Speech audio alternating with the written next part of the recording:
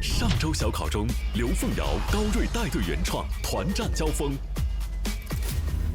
整个旋律它是不够好听的，但是我们副歌 hook 不是副歌已经出来了呀，它没有那么入耳。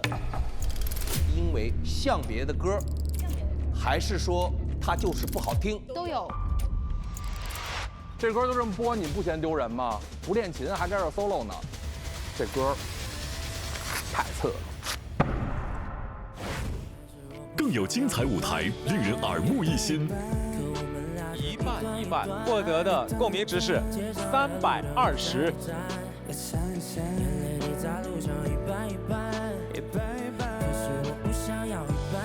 这首歌本身我给他打3000分，我们俩的合作300分，哥们儿。真的很喜欢 Top Berry 的声音，感觉到你的内在的用心跟真挚。丛林法则获得的共鸣值是314。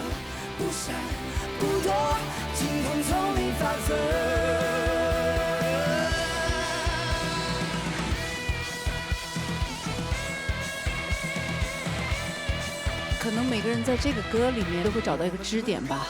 我觉得不管是强者弱者，都是跟自己在比较。谁说高级的东西火不了？我感觉我快要被维维姐和小白你们吃掉了。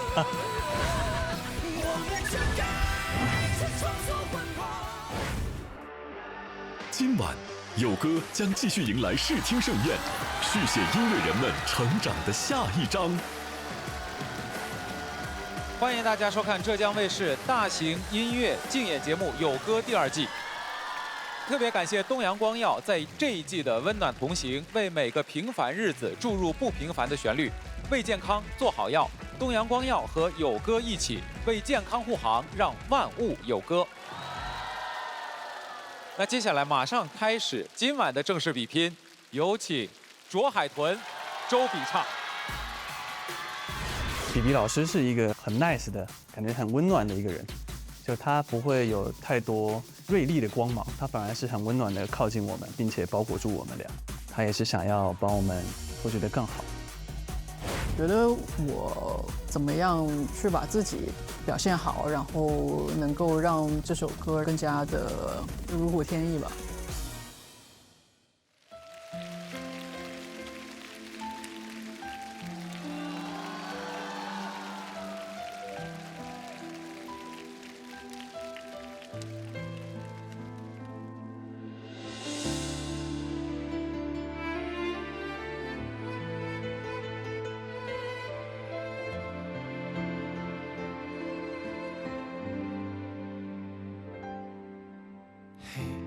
夜深人静，你在想着什么？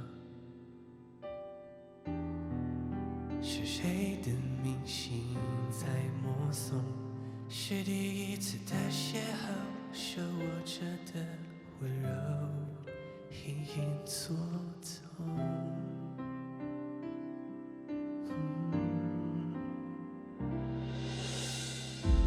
路灯街头，你在躲着什么？忘不掉的痛在附送，是你教会我温柔，又带走了理由，你却很从容。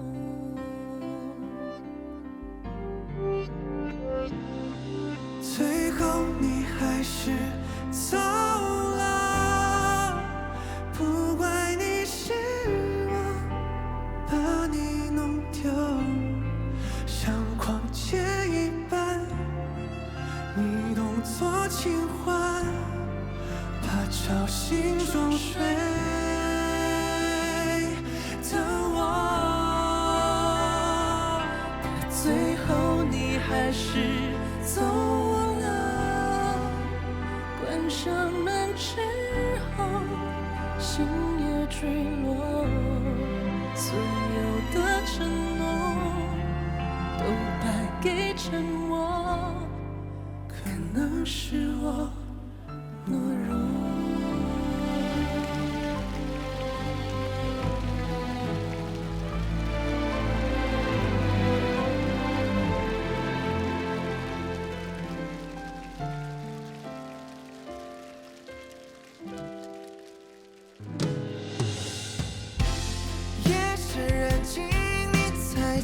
着什么？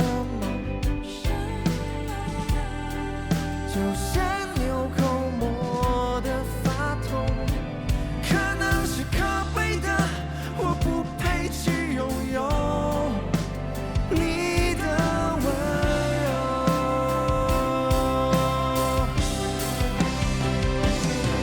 最后你还是走了，不怪你喜欢把你弄丢。假若重来过，你是否依旧会牵我的手？可最后你还是走了，话不多，我也没再挽留，用爱做借口，把恨当后手，彼此别再折磨。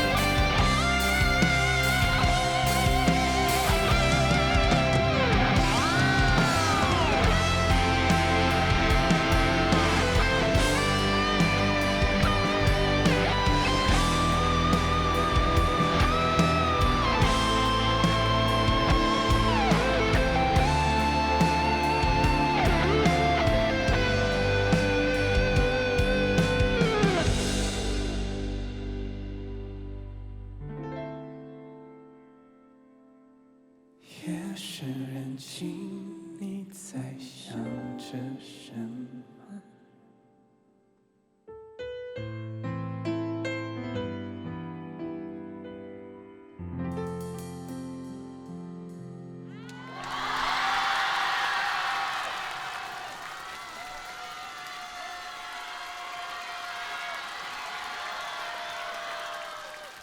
听完这首歌，我觉得夜深人静的今晚，我可能会想很多。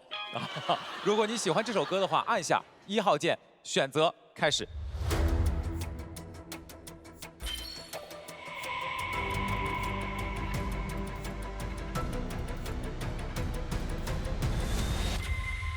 选择结束了，我们来聊一聊这首歌哈。3个人合作的感觉怎么样？都可以讲一讲。他是主讲。没有，我觉得最大的感受就是浩帆他因为比比老师来了，浩帆开始说话了。哇哦！因为他说他没有遇过比他更哀的人，对，因为我们第一次彩排也不知道该怎么跟比比老师说，然后反正彩排完了问老师什么，他就 OK 啊。你觉得 OK 吗？你那一段主歌第2句我可以帮你合一个下行。可以。好，那我们就用这个结尾。可以啊。遇到了比比以后，浩帆终于觉得，哎，我这辈子的话还是太多了，对不对啊？是。这个写歌的动机和情感的缘由来自于，其实就是来自于生活。很多人会问说，你究竟要怎么样才能忘掉一个人？但是我觉得，如果真的很爱一个人的话，你可能一辈子都忘不掉，所以会以另外一种方式去拥抱你的过往。我们的方式可能是创作吧，就是这样的方式。哎，我来问问白小白，你那么天生乐观哈，如果说生活当中，哎，就是一段情感结束了，你用什么方式走出来？我情感我不可能结束，我都结婚了，我结束不完了吗？问错人了吧？不是问你现在，不是问你现在，过往。过往也没有啊，不行，不能结束。我说说这首歌吧，我觉得这首歌很痛啊，真的是，挽回也挽回不了的那种痛。然后比比老师唱的真的好，我觉得这首歌非常的完美，特别好，特别棒，非常痛。我再痛一会儿，比比反正是看过我们节目的哈，啊，哎，你知道在我们节目当中啊，有4位，他们叫行业团，对他们之前有没有什么样的印象？啊，就是毒舌啊。哦，有。啊，不是吗？对啊，就是我身边2位受到了不少的委屈，对不对？但是接下来，我们又要来听听行业团老师的意见了。主要问题是这歌写的就没什么味儿。对于一个情歌，它想流行下去，任何一首情歌一定有一个特别漂亮的文本的抓手，一定是要有很强文学性的一句话。但是这里边的每一句话其实都是，我觉得都太普通了。这个文本的东西，我觉得可以参考一下上一期你们那个鱼刺。你那个鱼刺里面的那个攻击性和那个疼痛感，那是很直接的东西。这首歌其实讲的并不是真正撕心裂肺的那种分手的一个人在房间里大吼大叫的那种痛，它的更痛的点其实是，当你觉得你可能你的伤口已经好了，但是你突然看见某一件他为你买的衣服，当下你会觉得你的心又被撕碎了，就这种痛，就你没有任何情绪展露出来，但是你的心已经碎掉了，所以想写的是这种感觉，就没有这么你说的这么直接了。但这首歌在我看起来是一个没什么味儿的歌，啊，不信的话我们可以以后数据见。我天哪，天哪！我们这首歌的旋律很优美，而且这个3人组合非常的这个完整到3人行必有哭泣的 guitar。觉得是在雨中哭泣的吉他。这首歌真的很棒啊！因为其实我一直在跟卓海豚说，你们到底什么时候写一个我们可以合作的歌？对，但是写到现在还是没有交出来。不过，但是我真的要非常恭喜你们，因为这个歌真的是非常非常好听的一首情歌。你们今天的表演让我想到一个非常经典的乐队叫 Air Supply， 真的也希望像 Air Supply 一样留下很多很多经典的好歌。谢谢这个。我们来看看这首歌，获得了多少位现场朋友的支持？这首歌曲最后获得的共鸣值是304。哇！满分300哈，再送4票，谢谢。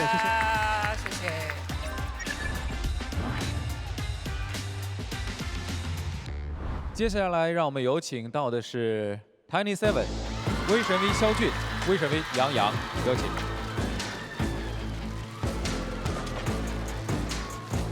啊，你歌真太好听了，真的还好吧，一般吧。这首歌真的很朗朗上口。让情歌在里面转，这世界因为你变温暖，不停下零距离的。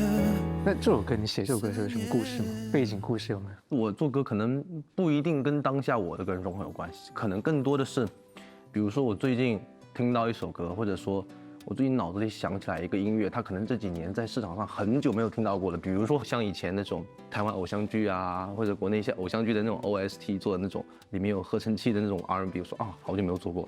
对，这首歌真的，其实我们第一次听的时候，我们也说就是很有以前那种台偶的感觉。是啊，对，当然你们很符合偶像剧男主的这个形象啊。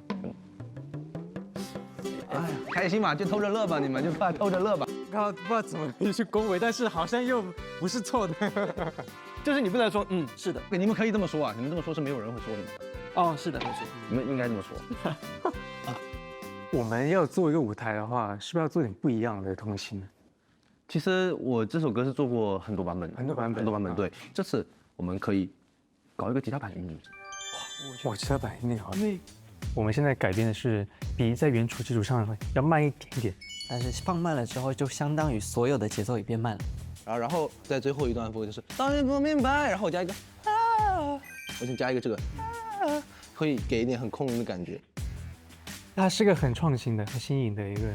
我是真的是很明显的感觉到他在旋律上啊，或者在那个律动上，他是有花很多心思去做出跟别人不一样的东西。就这次也是我首次在综艺演唱这首歌，我希望给大家来一点和平常不一样的零距离思念。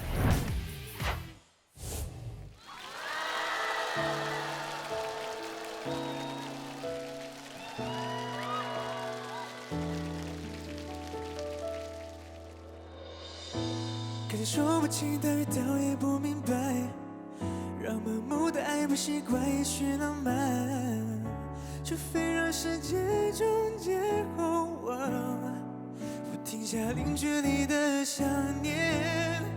我们的过程遥远，但并不艰难，让情歌在里面转，这世界因为你变温暖，不停下零距离的思念。转身的相片属于我们个 memory in my hand， So how the name 无法形容孤独的修炼，怎么会待在彼此身边，也时刻在思念。原来我们的爱从不因距离而改变，没改变我们一样还是会害怕失去，没改变偶尔争吵直到世界都睡去，没改变的是思念每天持续在加剧，让时间慢下来，让思念定格住回忆。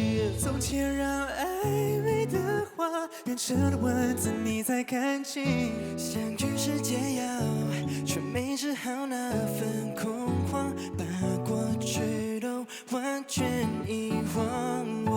后来把暧昧的话送到你耳边，你才发现，相遇是解药，但没治愈思念。不停下零距离的思念，也许是我们间的热恋没完结，感觉说不清，你越到越不明白，让盲目的爱别习惯，也许浪漫，除非让时间终结。不停下零距离的想念，我们的过程遥远，但并不艰难，让情歌在里面转，这世界因为你变温暖，不停下零距离的思念。他的爱是一种选择，我看得不见得要抓到你，他是 Cinderella gotta guide on me，Yes I know yeah she shine on me。I hate it when you make me curse，我搞不懂这是什么 common，yeah，This is freaking missing， 做问题的产品，又是年华中的。我们走得远了，好像一波当然剧都要办个见证。When we wanna kiss， 那眼里没有别人。我 wanna kiss， 那我说那是眼神，但是思念越深爱越重。我们互相重生，互相确认。他说想到我就对我说，想到远距叫天天播，感觉说不清，但越到越不明白，让盲目的爱会习惯，也许浪漫，除非让时间终结。不停下零距离的想念，我们的过程遥远，但并不艰难，让情歌在里面转，这世界因为你变温暖，不停下零距离的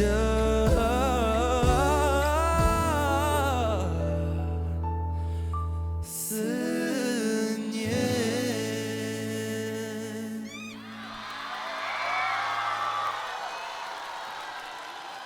来，让我们再次把掌声送给3位哈。喜欢这首歌，按下1号键，请选择。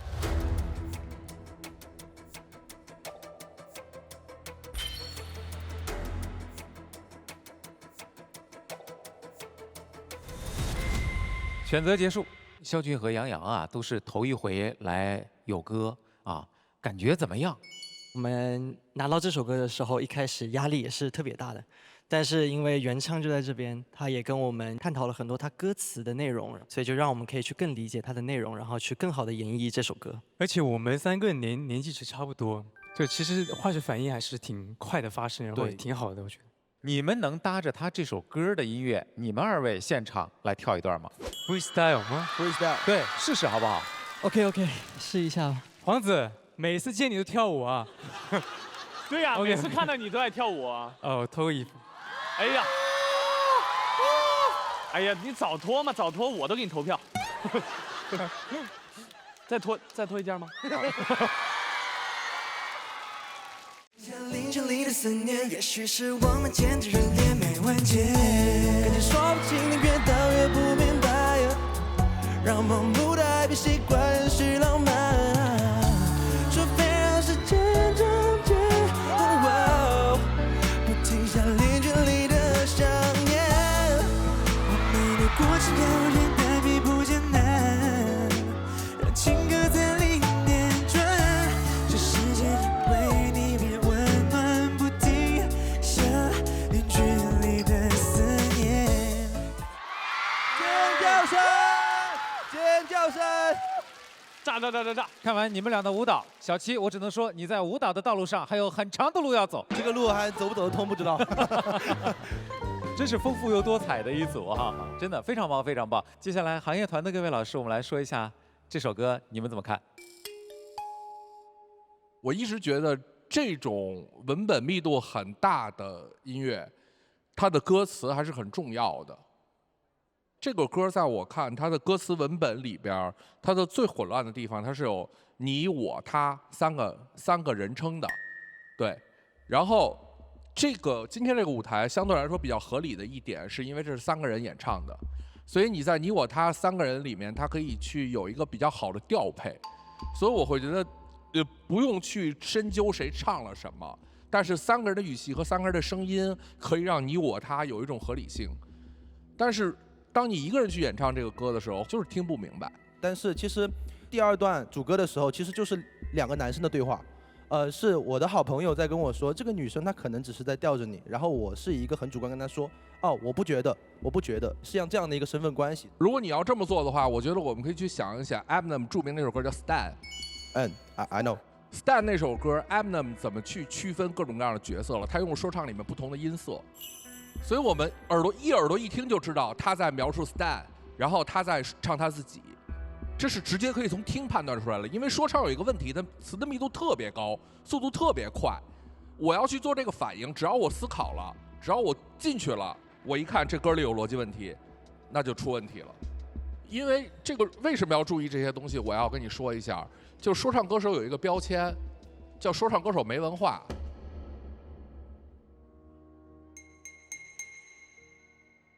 你可以不认，但是很多人就是这么说的，就是说这人不读书，干嘛去了？干说唱去了。你不是没文化，但是千万别因为这一点点小的东西让人觉得你没文化，这叫无妄之灾。不要把这种东西通过一点点小的错误就扣到自己的脑袋上，我没别的问题了。是的。我觉得我们今天讲的都讲得通，包括之前的这些，我觉得都讲得通。对，我们4个人全投票了。好，谢谢。接下来我们来了解一下这首歌获得了现场多少的共鸣值。这首歌曲获得的共鸣值是290共鸣值。OK， 谢谢大家。谢谢大家。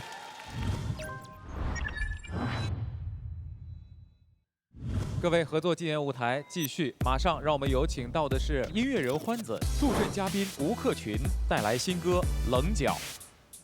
跟欢子合作的《棱角》啊，太适合在这里面唱了，所以多写了一段词在里面。我希望能够把我对他的处境，或者是我觉得很多在这个世界上会被磨平棱角的人，他们的心情能够写出来，彼此做彼此的歌替。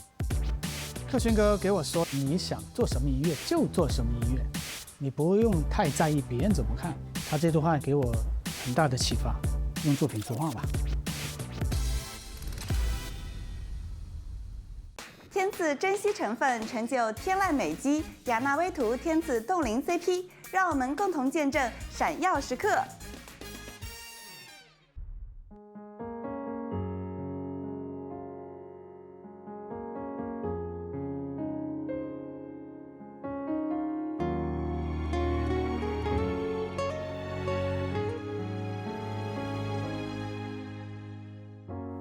遇见我总被你说不细心，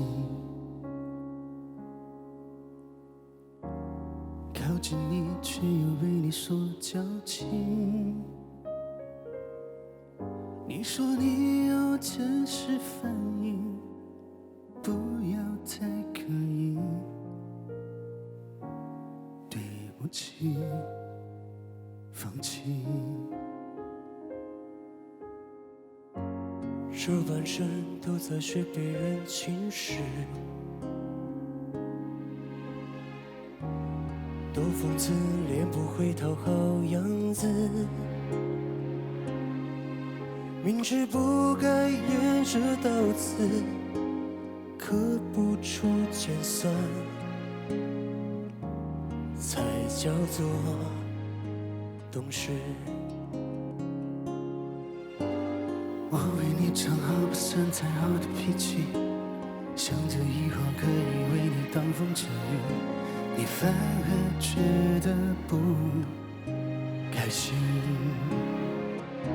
我该有点棱角，免得被你嘲笑，数次都一颠倒，对你好你反而说无聊。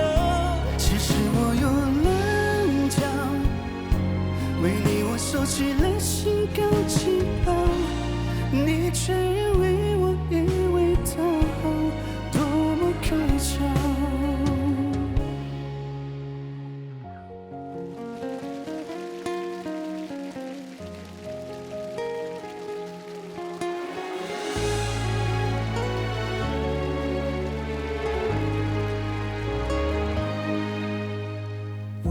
藏好不算太好的脾气，想着以后可以为你挡风遮雨，你反而觉得不开心。我该有点棱角，免得被你嘲笑，说辞都一颠倒，对你好你反而说无聊。其实我有棱为你我收起了心高气傲，你却认为我一味讨好，多么可笑。我该有点棱角，免得被你嘲笑，说辞都一颠倒，对你好你反而说无聊。其实我有棱角，为你我收起了心高气傲，你却认为我一味讨好，多么可笑。你却认为我一味讨好，多么可笑。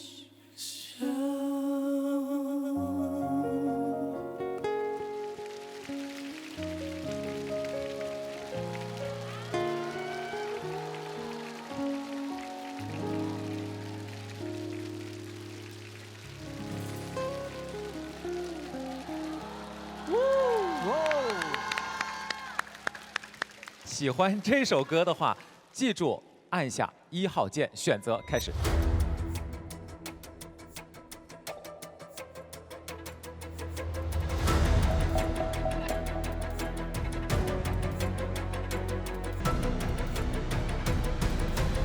选择结束，接下来我们来聊一聊这次和欢子合作的感觉怎么样？这首《棱角》，它是为节目而写的这首歌，有感而发，我就觉得哇，很酷的作品。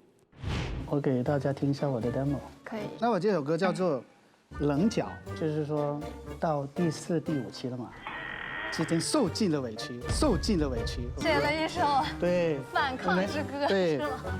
柯俊哥，其实这首歌是写给梁老师的。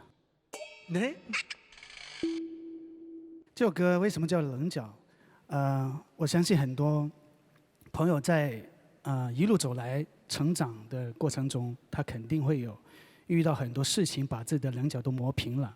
所以呢，我觉得来到有歌的舞台，重要的是要保持初心，把这个该有的棱角、该有的态度拿出来。这是这首歌的核心的一个想法。是的。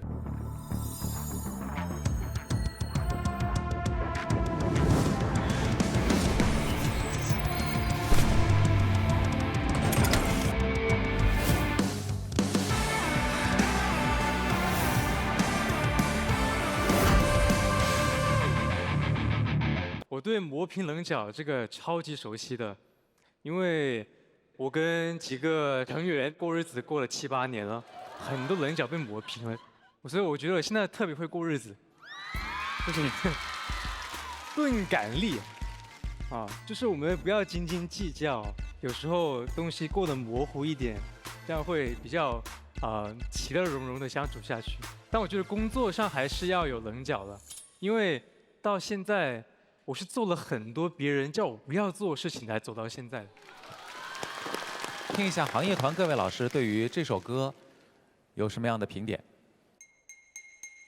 我觉得这首歌在原先写的时候，它是一个独唱歌曲，所以今天加入了一个重唱的部分。克群老师以后呢，所以这首歌的定调，我觉得是可以商榷的。你们2位都有一点点不在你们舒适的音区里面，有效的这个音域里面，所以声带有些地方出现了不闭合。不闭合，你知道就是档气不档气了，所以就听到你最好的那部分的音色。2位都不是。没错，其实欢子是配合我的，是相互迁就，相互迁就，最后没成就。因为欢子自己的调是非常高的，是。然后我跟他说，我觉得这首歌感觉上其实应该要降一点调，然后来唱的时候才会比较诚恳。但是我觉得这首歌是可以把它改好的，想一想这个办法，比如说离调啊，这个甚至我觉得可以多次离调，再转回去。就是它的那个回旋的部分 ，revival 的这个部分，可以想办法再离一次调，以你的这个能力范围里面去找最合适它的这个音域的那个部分就好了。OK， 这就是我的意见。这首歌在我看非常差。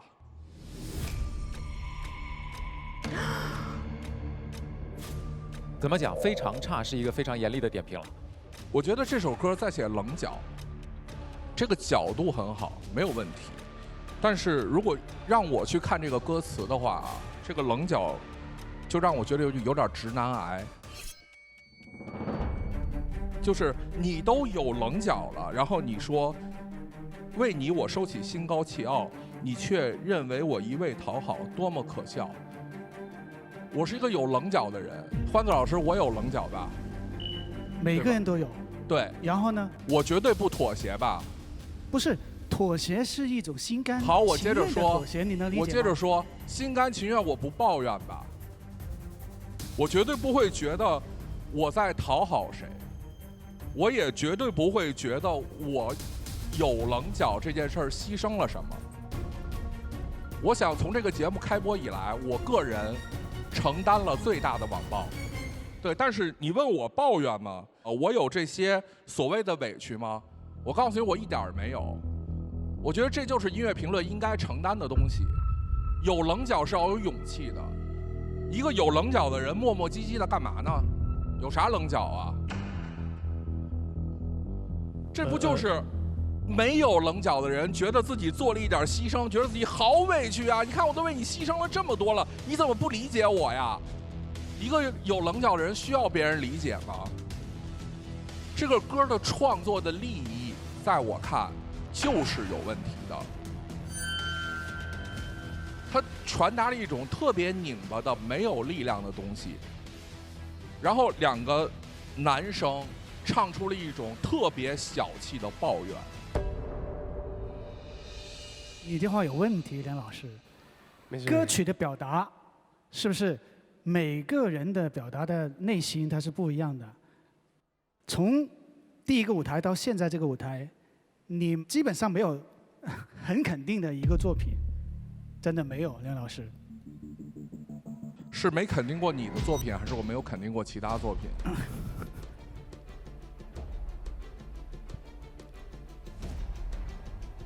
你让我说什么好？对啊，你可以说实话呀。就是你可以说，哎，你这个歌，对吧？哎，你差点意思，就像白影子老师会说的，哎，你这个差点意思，咱们可以改嘛，对吧？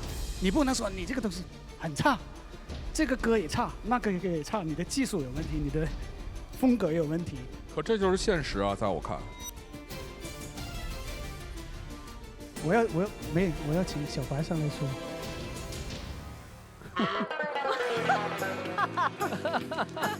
现在的小白仿佛在又仿佛不在啊。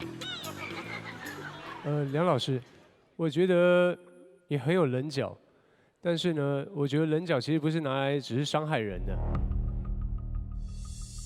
其实我看了你们很多次的交锋，觉得这个交锋其实常常都在各说各话。我觉得最重要的是你们两个常常交锋的时候，根本没有想要听对方，因为今天很明显你是带着气来的，因为你被网爆了。但是我想要说的是，对我来讲，乐评人其实不是一个锤子，因为如果把自己当成一个锤子，哪里都是钉子。其实不是只是找他的缺点，然后你需要定。我觉得乐评人应该在这个音乐产业里面更像一个向导、导游，你带我们去领略不同的世界。因为这边有那么多好的音乐人，每个人做的音乐是不同的，所以你告诉我们可以往哪里走，然后告诉欢子可以往哪里走。K 哥，你说的没错，乐评人确实是应该做一个好的导游，这确实是乐评人的工作之一。但是当一个锤子也是乐评人的工作。在华语乐坛，我觉得不缺乏能够带着人进入音乐世界的好的向导的乐评人，但是在华语乐坛可能缺锤子，因为锤子不好当。而且 K 哥，其实我要跟你说，我不是带着气来的，这个东西我已经习惯，甚至我知道怎么处理，我可以冷静地面对这些东西。但实际上，我们想回到这个歌，就是棱角。我总觉得一个真正有棱角的人，他不应该被磨平。是这样的，是这样。中间有第二段的主歌的时候，你可以看一下，就是说这半生都在学习被人轻视，但是呢，练习不好那种讨好的样子。如果我咳不出这种尖酸，那么不好意思，也许我这不叫懂事。这一段其实是我帮他写的，那是因为我看到第1集的时候，他跟你的对话。他那时候其实被你怼到说不出话，因为你们一开始就走错了一段路，就是因为你一开始就已经否定了他在彩铃音乐时代的做的东西。对我来说，他在彩铃时代做的东西就像一个金字塔一样，其实是有他的成绩，有他的受众，有喜欢的人。那只是我们现在到了2026了，作为创作人可以走出自己的金字塔，要不然就会变成困住自己的象牙塔。可是那时候，因为你一攻击他之后，他就缩起来了，就觉得好像你否定了我所有的好。我觉得是因为这样，所以之后都在各说各话。天哥是这样的，在这个舞台上，欢子老师，在我看，欢子你从来没有真的听进去过我们关于你音乐可能有时代性脱节的问题。就包括今天这首《棱角》，在我看是同样的问题。不是，现在咱们有歌第2季已经到多少天了？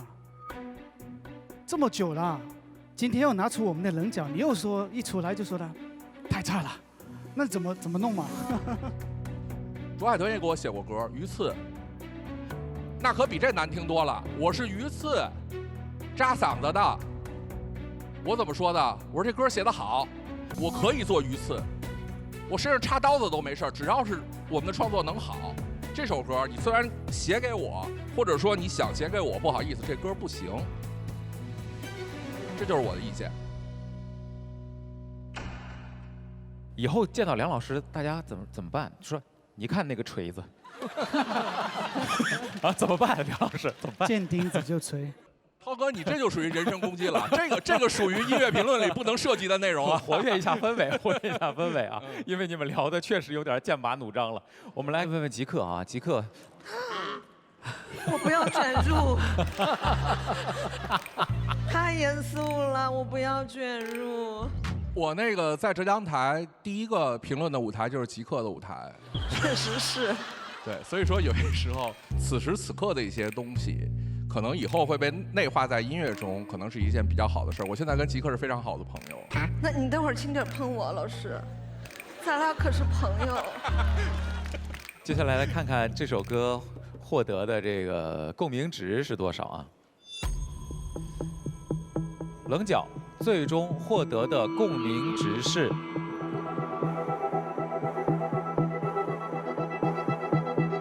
202。我们把掌声送给欢子，也送给吴克群。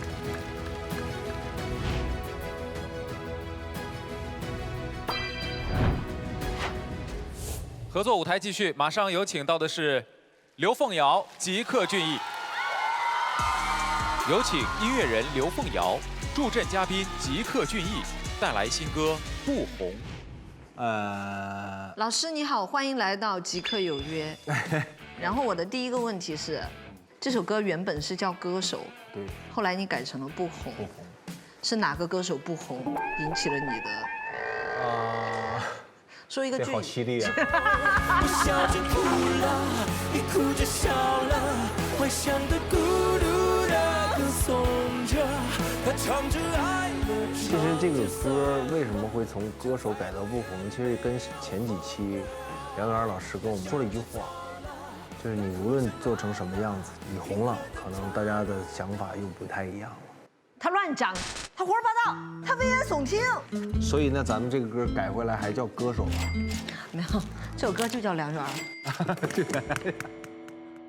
我觉得我们对于红不红这件事情，真的心态一定要松弛，对吧？只是我们的工作性质恰好是要面对不认识的人，所以就有了一个红与不红的这个标准。但是你说谁是这个标准？谁？梁元。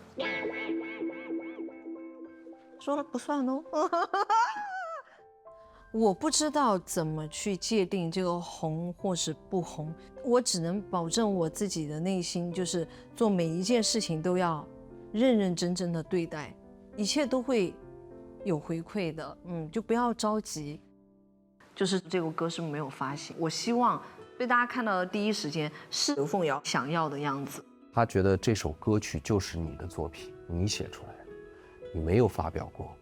那我们如何演出来你想要的样子，这是最重要的。那也充分的让我得到了发挥的程度。好歌正开场，好油护健康，金龙鱼1:1:1，全球销量第一，营养均衡就吃1:1:1，精彩马上登场。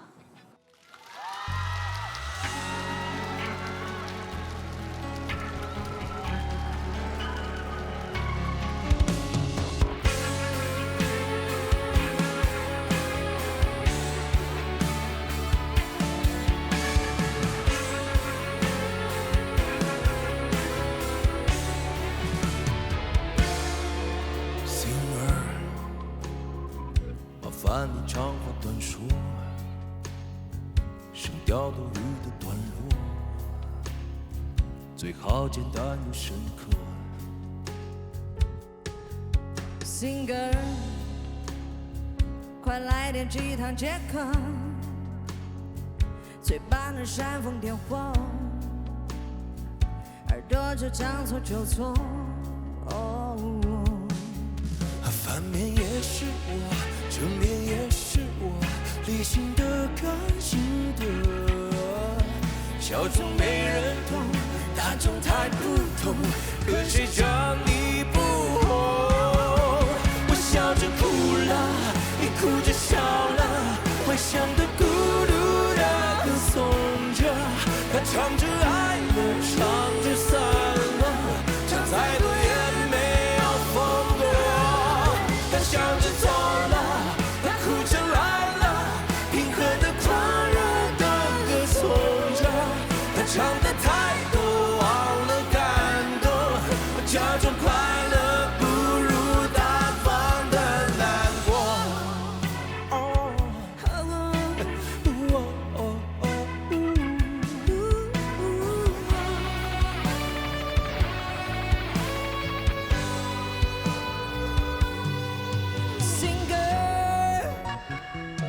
在这喧嚣之中，只有灵魂在享受，谁也没资格不受。Singer，仰望望着摩天大楼，哼一段感同身受，换一部志同道合。反面也是我，正面也是我，理性的、感性的，小众没人懂，大众太普通，可惜找你不红。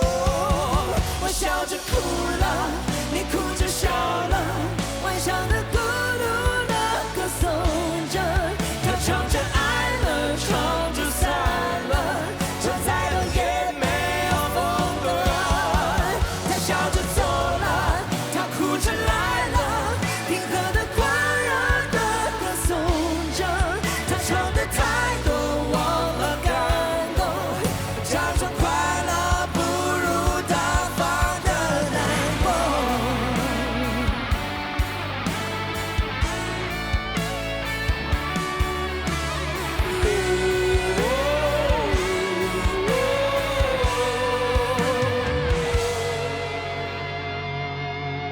我笑着哭了，你哭着笑了，外向的、孤独的歌颂着，他唱着爱了，唱着散了，唱的都是自娱自乐。他笑着走了，他哭着来了，挣扎的、闪耀的、浮夸的感动，一个声嘶力竭的歌手，是不是没了宇宙会更加生动？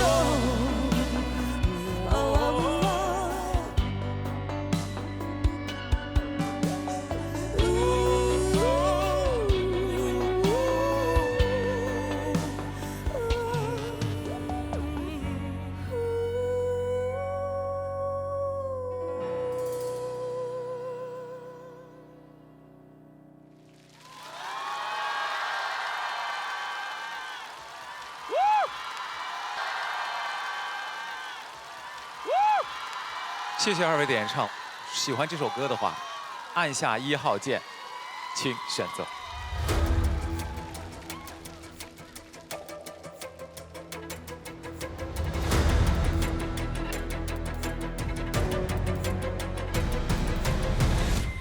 选择结束，我们先来说说凤瑶吧。因为这个来我们录制之前稍微感冒了，你好好说，那是稍微吗？你话都说不出来。对，就失声了。我当时还问我说这一次梦扣还有跟别人唱，我都做好不唱的准备了。不可能的，我就冲着你来的，你不唱我就不唱了。谢谢。今天我就是你的兵。其实特别忐忑，然后我收到了梦扣一个信息，他说人是人，他不是机器，我们要理解他。那句话我听了之后，我看了之后特别的感动，当然压力也小了一半，所以嗓音感觉也回来了一些。啊，就真的？真的，就有的时候我觉得语言的能量是非常强的，所以非常。哪里是语言能量，是我的能量，我的能量。非常强，非常谢谢。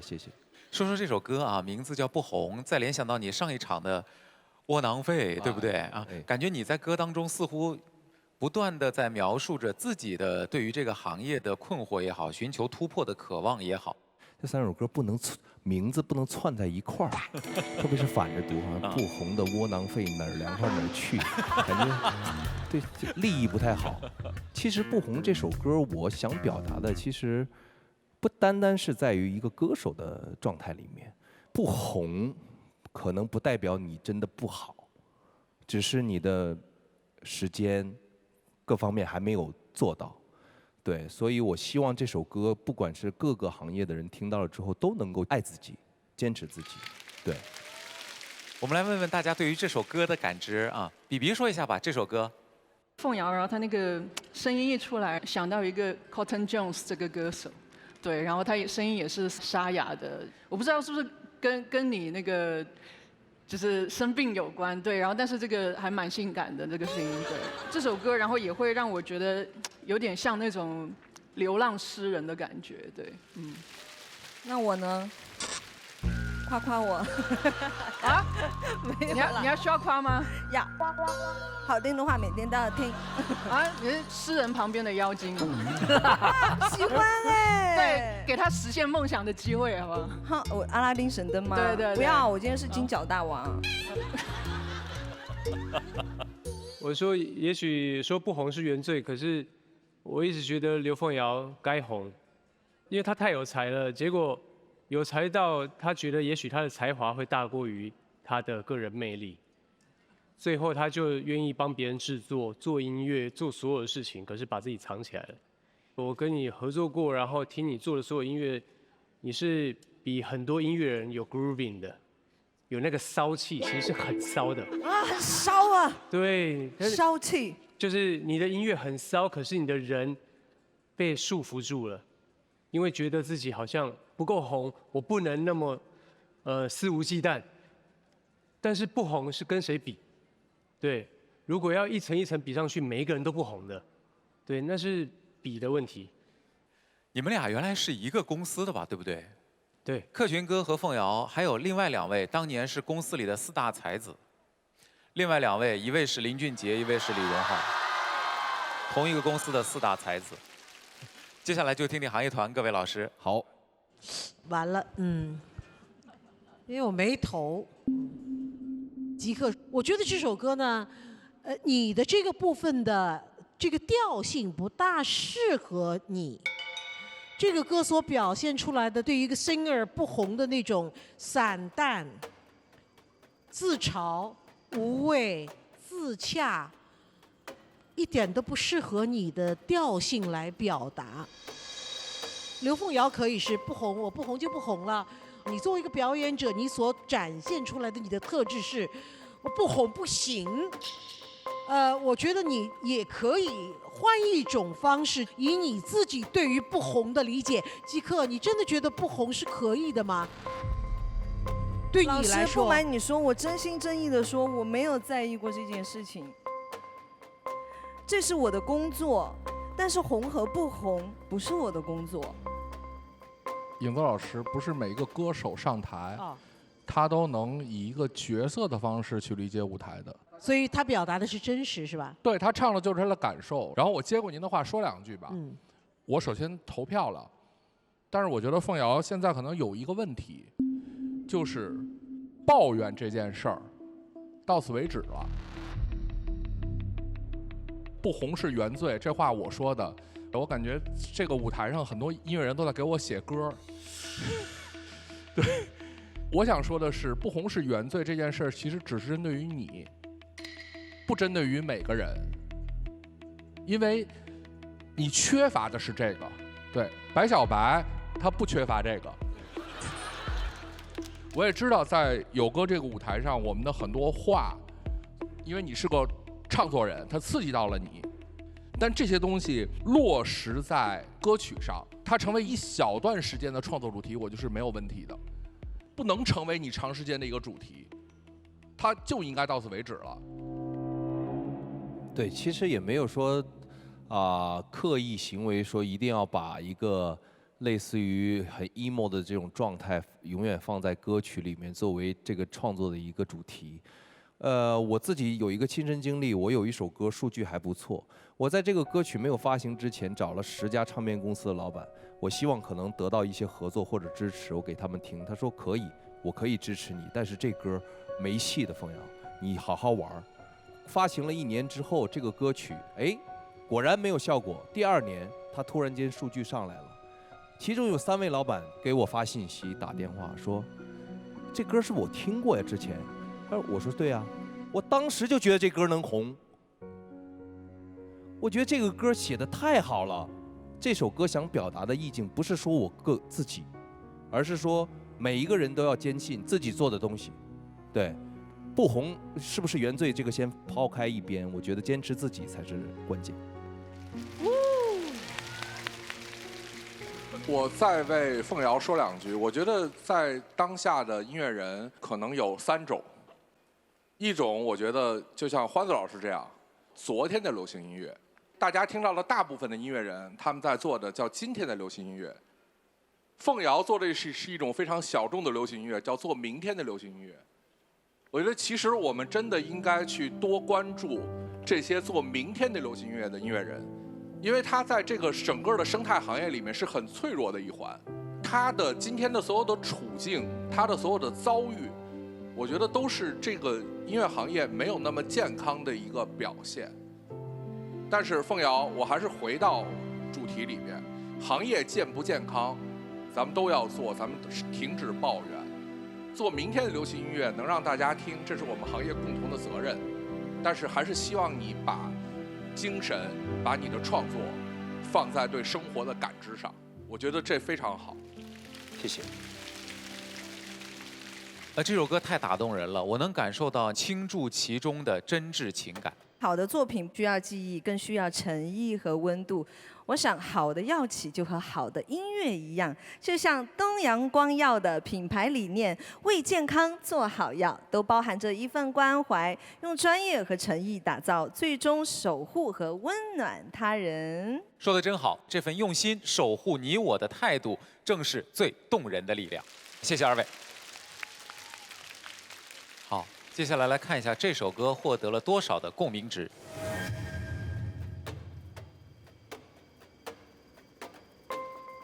这首歌曲获得的共鸣值是247。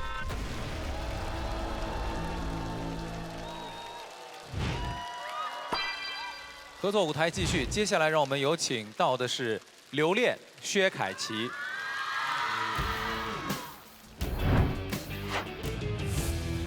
许愿，薛凯琪，薛凯琪，薛凯琪，薛凯琪，薛凯琪。是开始了，对吧？那不然我在干嘛呢？我在排练吗？我来了。我们真的好生硬啊！生硬。我跟你说，那你这个兔子耳朵还挺可爱的，捏一捏。你说啥？哦，熊耳朵。哎呀，人生是充满着希望的，就是你相信，它就会来。所以你相信我会来，我就来了。哦，那我以后我每次什么需要你的时候，我都念你，你就能到吗？也不一定，也不一定。来，听说你有一首新歌。对呀。看着窗外的黎明，渐渐稀薄的空气。My sweet， 马车才来。其实当时我给了几个作品给凯琪，然后他听下来之后，他觉得这首歌他最有感触，然后他觉得最好听是这首歌。如果他对于这首歌有感觉，那是最好的，这样我们才能把一首歌曲好好的，就是带有感情的去一起呈现出来。他很少写这首歌的，也是他第一次尝试着写这个这个氛围感的歌曲。这首歌你猜为什么叫别醒？别醒啊！我看歌词里写的都是美好的东西。那有可能我猜测，是不是这些美好的东西是假象，还是？哇，你阅读理解是不是100分？你语文是不是很好？这首歌表达画面就是一个在战争当中两个人分开了，但是想象当中还是停留在了那种像梦中一般很美好的，大家还在田园中过着安稳的日子的这样的生活，这一切多么美好啊！所以宝贝，千万不要醒，不要醒过来。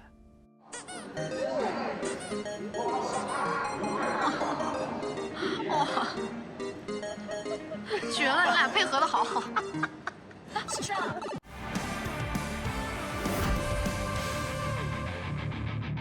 为健康护航，让万物有歌，有歌携手国民品牌东阳光药，珍藏每一段心声。让我们有请薛凯琪老师为我们抽取本期话题，并送出我们的健康寄语。我最近呢，就是忙着办年货，但是呢，同时我也希望健康可以围绕着你们家人的身边，温暖随歌声共赴团圆。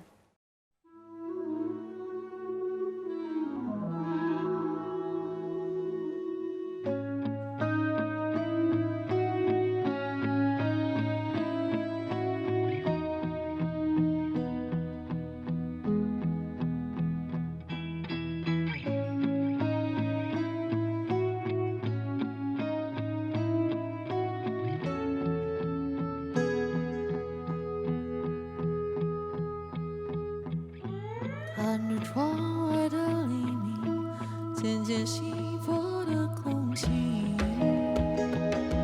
My sweet， 马车载来风和你，你眉上未拆封的信。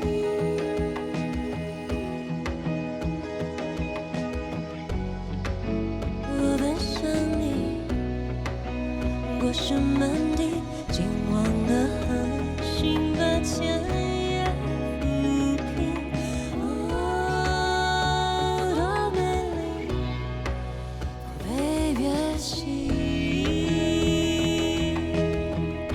我爱着藏不到的天，漏不掉的岁月。我爱拍不掉的心，碎不掉的爱情。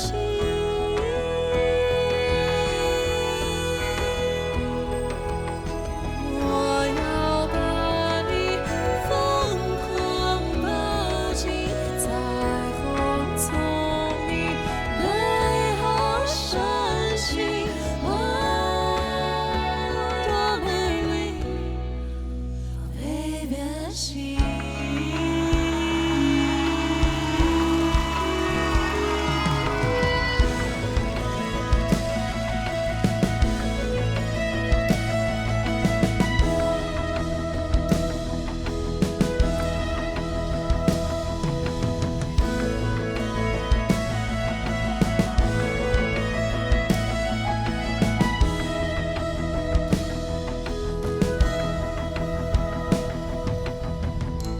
看着窗外的大雨，渐渐散开的乌云。My sweet，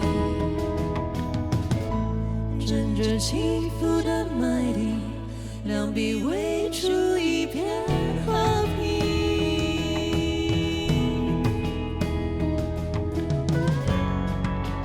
我望向你，我奔向你，野花满地，抛客的流星，来天涯散心。哦，多美丽，宝贝别醒。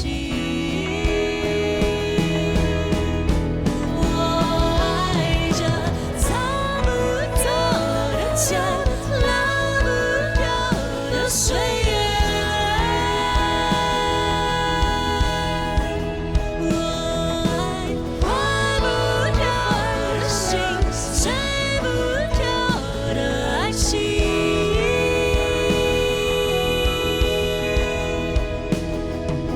我要把你疯狂抱紧，彩虹从你背后升起，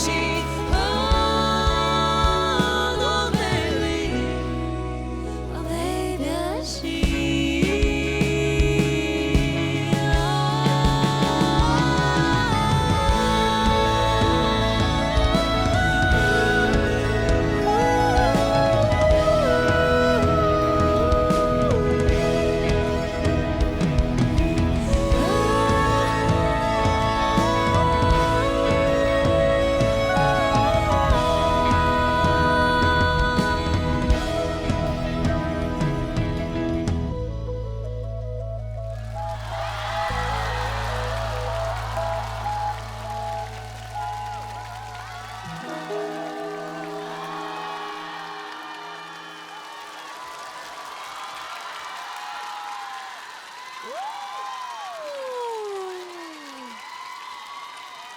歌名叫《别醒》，但是现在各位醒一醒，我们要开始做出你们的选择了。喜欢就按下1号键，选择开始。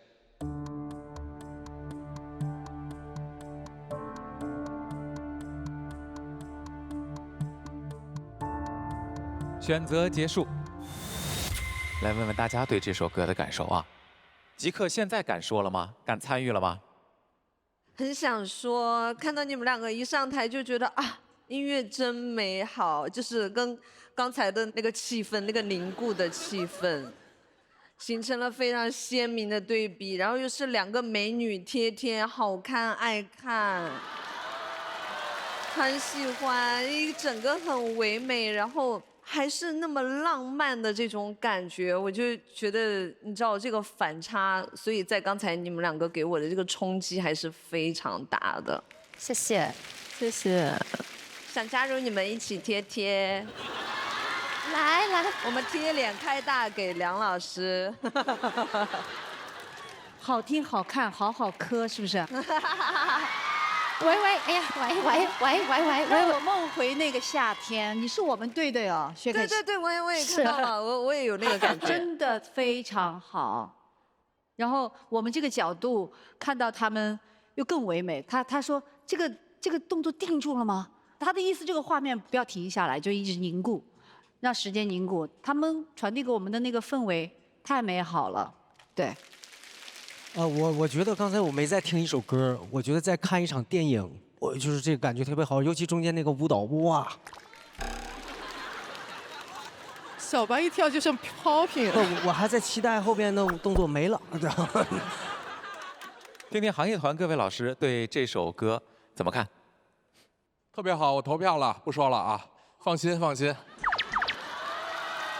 我刚刚一直想说，如果说有歌这个节目的曝光度，它是给到了一个音乐人传播自己艺术的一个台阶啊，那我觉得刘恋就是最值得利用这个资源的音乐人啊。太谢谢了。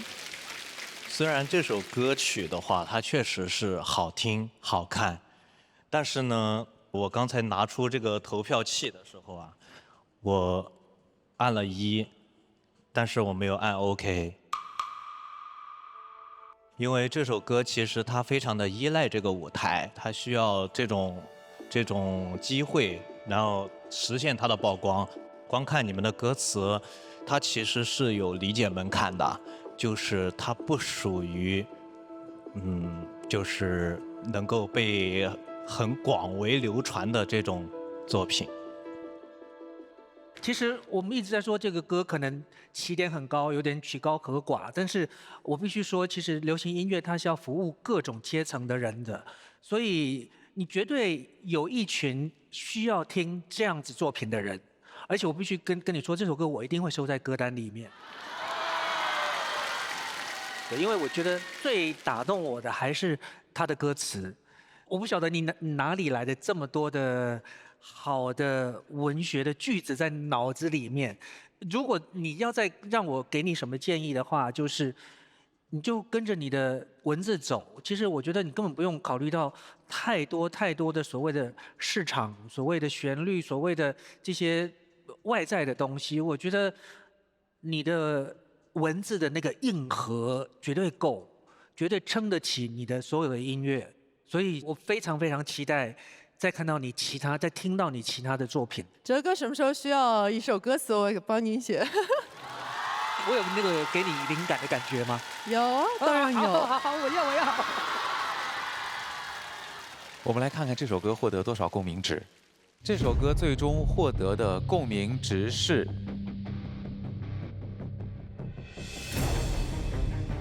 260共鸣值。再次把掌声送给刘恋，送给凯琪。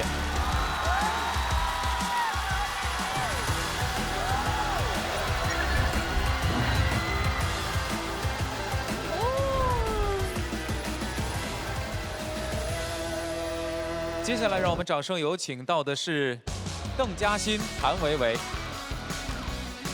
带来新歌《等等》。书籍还没散尽，多情无力消磨着。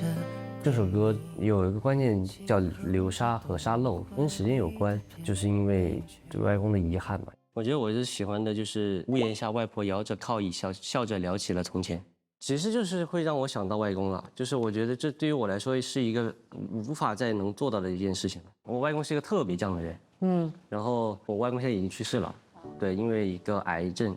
最后见的外公是在老家的一个医院里面，躺在床上，就当时没有觉得外公可能就因为这件事情就去世了，但是就觉得那一次连再见都没说。其实这一句也是我蛮有感受的，就是音乐带给你的，可能初次听的时候，它的画面感跟跟现在我们聊完之后给我的感受是完全不一样的。这首歌真的很治愈，歌名就又简单又让你特别快的被击中，是我特别想去尝试一下。笑着聊起了从前，外婆靠着摇椅，屋檐下外婆靠着摇椅，笑着聊起了从前。还是要你唱那句我看着我都唱错了。好，那个地方你唱是好。好，我觉得维维姐跟我在一起相处的模式，更觉得像是一个姐姐对弟弟的告诫和提醒，就是能让我更加自信的放下所有的紧张，让我只是在演唱的时候把整个心思放在歌曲里面。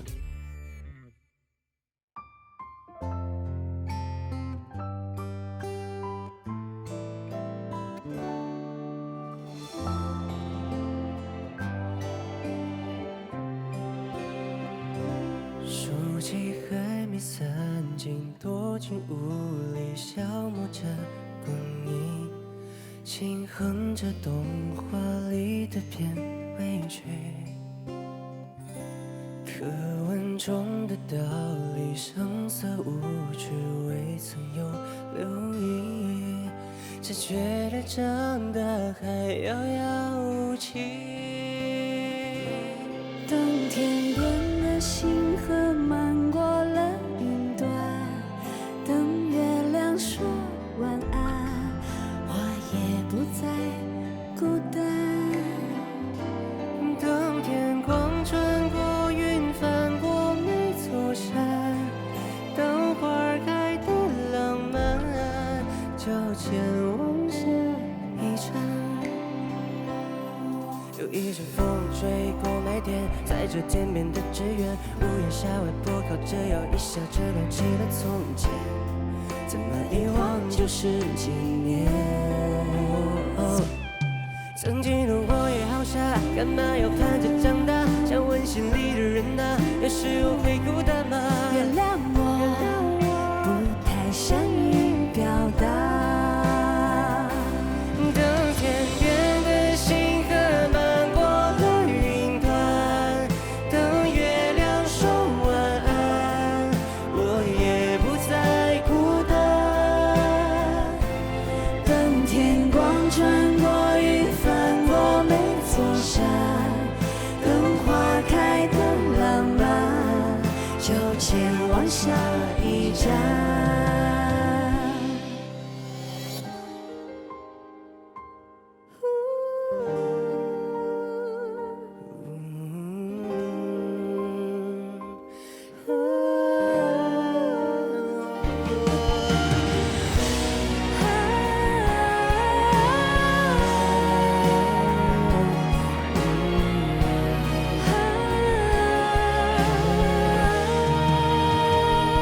书籍还未散尽，多情无力消磨着光阴，轻哼着动画里的片尾曲。课文中的道理，声色无趣，未曾有留意，只觉得长大还遥遥无期。当某天时光的脚步能放慢，就不必再追赶，就不会再离散。当游子漂泊的船终于靠岸，等到步履蹒跚，等来一刻圆满。当天边的星河漫过了云端，当月亮说晚安，我也不再孤单。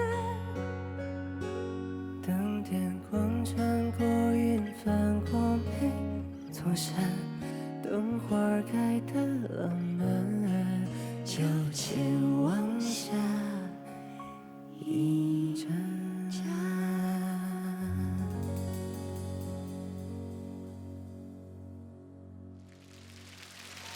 谢谢。如果觉得好听，如果觉得好棒，记得按下1号键选择开始。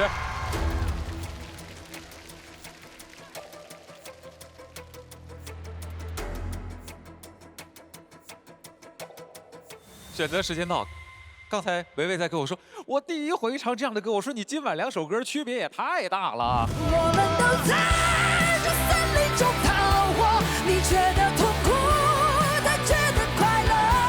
我终于不是个只母老虎了，哦吓死我了。嘉欣先说说跟你维维姐合作的感觉怎么样？哎，虽然说第一次跟维维姐合作，虽然没有预想中有一种摇滚的歌，因为其实还蛮想跟维维姐就是合作一个摇滚的歌，但是发现很荣幸能够跟老师一起合作一个就是温暖的歌曲。不是我们拉钩，就是我们已经约定好了。哦，是这样吗？真的吗？当然啦，100年不许变。哎，再问问你，和维维姐合作，以及和哲哥合作，哎，感觉有什么不一样？怎么说呢？跟哲哥合作是另外一种感觉。哲哥跟我唱歌就是一股山泉叮咚一下落进了你的心里，然后维维姐就是一个和煦的暖风把你包裹住的那种感觉。对，这个比喻非常好。哎呀，你真的是太棒了！因为我确实很少唱这样类型的歌，但是我其实在学习他的口吻。这样的歌曲它有它的语气感的，可能大家对我有一些固有的印象，但我也很喜欢这种温暖的歌曲，因为它很打动我。所以说很有意思的就是跟每一个人合作，你都能学习到很多东西。接下来我们来听听行业团的各位老师。让我先说啊，因为我没有投。首先我说一下，嘉欣你在这首歌里面的 vocal 做得很好，谢老师。但是它居然是一首合唱的歌。然后维维老师一直以来给我的印象是，永远都在他自己的那首歌的部分里是无可替代的。但是我觉得在刚刚这首歌的载体里面，它是可以被替代的。我们只对这首作品本身来说，除了我们今天这么一个特殊的情况下必须做一个 duo 一个2重唱以外，这首歌实在是没有必要成为一个2重唱，它完全是属于一个19岁的歌手，所以在这一点上呢，维维所有的这个表达在里边就会显得很勉强。每一位表演者他所带有的这个自我和本我的这个特质，这个是无法被掩盖掉的。当这种特质在一个不太适合他的这么一个作品当中来的话，那最后呈现的这个效果就是觉得那个是累赘和多余的。其实也没有啦，因为这首歌 OK 的。没有，我是说，因为这首歌确实不在维维姐的调上，所以说，维维姐也是比较迁就我的。所以说他是个暖心弟弟，姐姐根本我是觉得没问题的，没问题的。我投了。好，我其实听到你投了，我心放下大半了，再放下7/8了，老师。这样的啊，就是蔡老师刚才提到了一个感觉，就是一个可替代性。我可以说的直接一点，就是维维老师在这个舞台的角色，他的演唱，从某种程度上来说，换一个歌手可能也能完成。那从这一点来讲，我觉得嘉欣，这是你要考虑的问题。你的表达能力限制了这首歌的想象范围。维维在试图给这个歌一个新的表达，然后你的表达在你的能力上限上。这是这个合作里面那些不和谐的东西，在我看。但是我为什么投了，我还是要说，首先表达很真诚，这是一个符合你这个年纪的作品，我觉得这没问题。但是未来的路还是要真的在思考歌词，或者说在做自己的事情的时候去想一想，像跟维维这样的歌唱家合作，就是你知道。当维维老师唱到他那句等月亮说晚安的时候，他那个节奏控制，他那个口气控制，我直接就惊了。等月亮说晚安，我也不再孤单。就是我没想到是一个这样的处理，就这些东西其实还是你在音乐里面缺乏的东西，你只是用你19岁的状态把它平铺直叙的唱下来了，它合理但是不精彩，好吧？好的。我觉得跟嘉欣在一起合作，其实会让我们想到我自己在19岁的时候，我应该要怎么唱歌。对，所以我觉得不管是我或者薇薇，我相信我们都绝对非常非常享受跟嘉欣一起合作的那个状态，因为真的让我们又回到了自己最纯真、最无忧无虑、最简单的那个音乐状态里头。所以其实我在这边也想跟嘉欣说的，就是说所有的这个老师的这些不管是批评或者指教，都是希望你更进步。但是呢，我觉得不要太着急，我觉得好好享受你现有的这个简单单纯，然后呢无忧无虑的时光，因为你的声音里面还有这个东西，这个其实是音乐里面最能够感动人的部分。谢谢哲哥，谢谢哲哥。接下来我们来了解一下这首歌最终获得的是多少的共鸣值。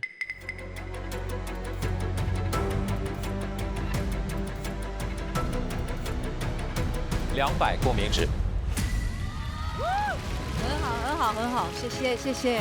再次把掌声送给嘉欣，送给谭维维，谢谢二位。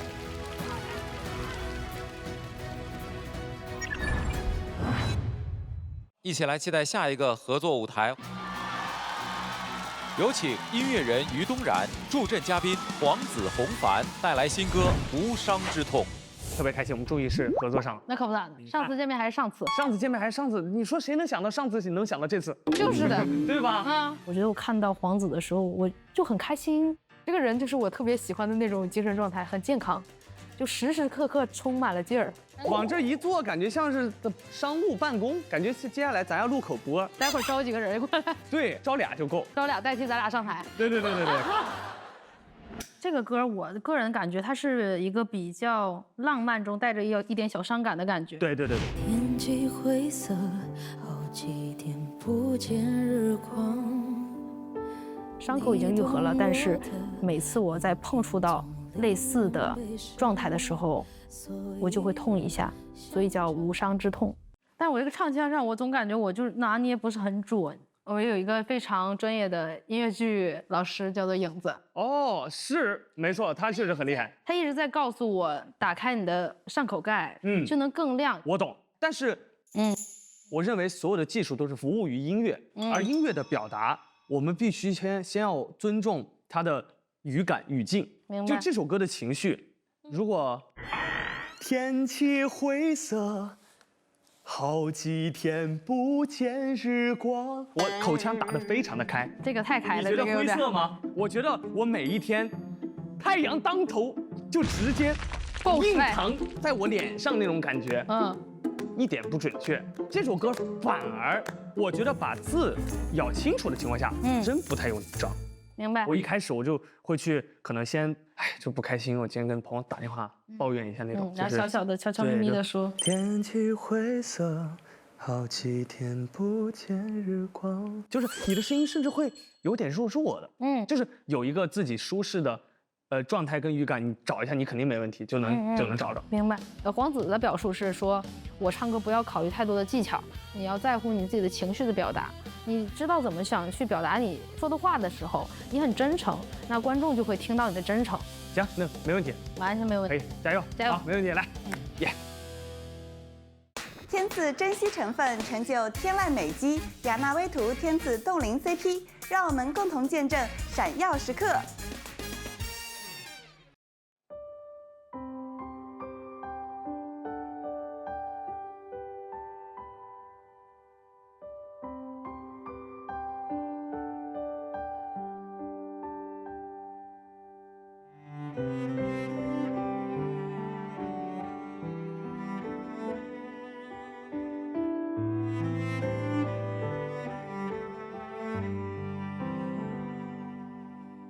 天气灰色，好几天不见日光。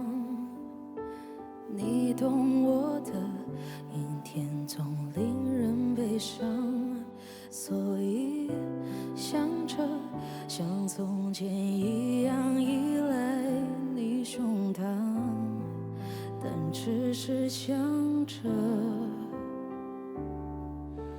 那家花鸟其实也就是那样，和你醉过，所以才念念不忘。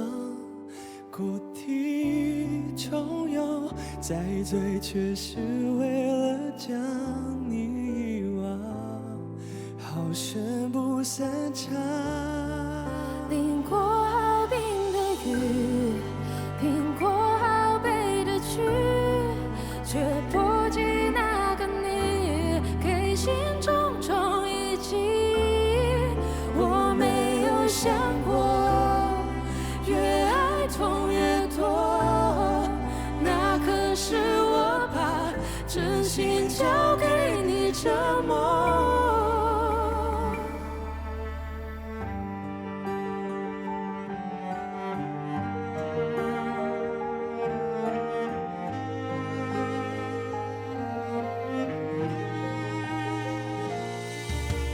吻和玫瑰，只有在爱时漂亮。只靠回忆，回忆就将人刺伤。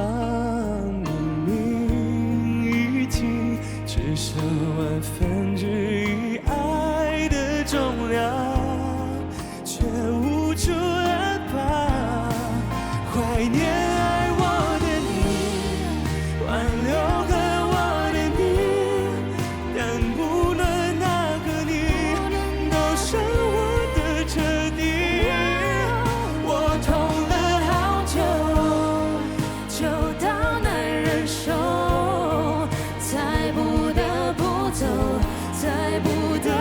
说放弃，淋过好冰的雨，听过好悲的曲，却不及那个你给心中种一击。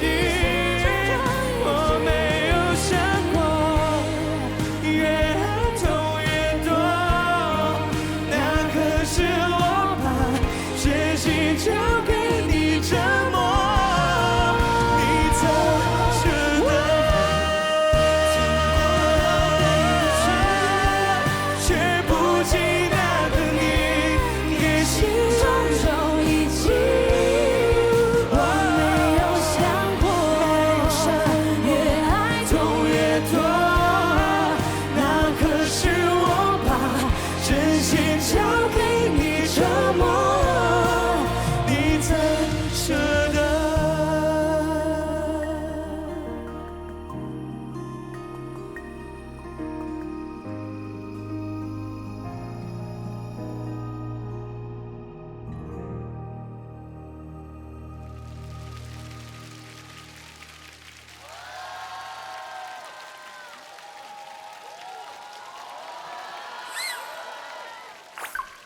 现在是班主任了，不能这么淘气了，不能踢干冰了。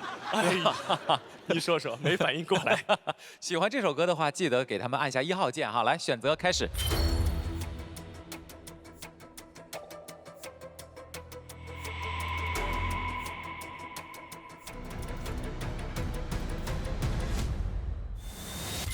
选择结束。东然说说合作的感觉怎么样？和这么一个古灵精怪的班主任嘛，你是说班主任？隔壁的班主任。哎，对哦。就是很开心，因为我特别喜欢的就是大家很认真对待唱歌这件事情。然后黄子也是这样，就是当天我们在排完练之后，我们遇到了一些问题，然后他会马上的给我反馈，就每一条给我发来的语音都是60秒。我跟你讲，这种最遭人烦了，动不全是60秒的那种。不是啊，是他语音只能发60秒啊，不是我爱发60秒。要不他就发1个小时给我了。没有，就是说可能我想说的更准确一点，所以说我就可能连哼哼带讲的意思，哎，一不小心一调他语音，他就60秒了。你说说这个没办法，没招啊，他不会打电话吗？哦，对哦。听听大家对这首歌的感觉怎么样？我第一次听黄子唱这种深情的歌曲，啊，非常棒，太好了，太好了。谢哥。这个咱主要说东然，因为我俩属于是在这个节目一直在成长，我觉得东然进步很大很大，他唱的现在是游刃有余啊。但是给你个小建议，这个衣服好像不太适合你。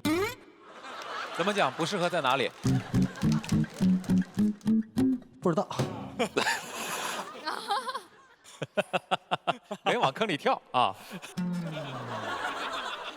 衣衣服的问题是这样，我真不知道谁让你穿的这个衣服，真的。不是，其实昨天我准备了一个非常大的裙子，但是对这个没有，这个赖我，因为你让他穿的。不是没有，是因为他看到我就是穿的一个毛衣，然后我穿了一个非常大的一个礼服，对他会觉得可能有点。你这样肢体打开还好，一开始我一直跟哲哥说，他为什么身上挂了一个门帘儿？确实，这个说的没问题。从我这角度看，你是一个方块，是吗？这个你也得了解你自己，就我的体型的这个特长是什么？对，是不是摘掉一点东西？哦，这些其实好一点。我本来以为今天有时间，结果到了就上台了，就实在是没有时间调整。就是其实是这个临时换的。对，临时换的。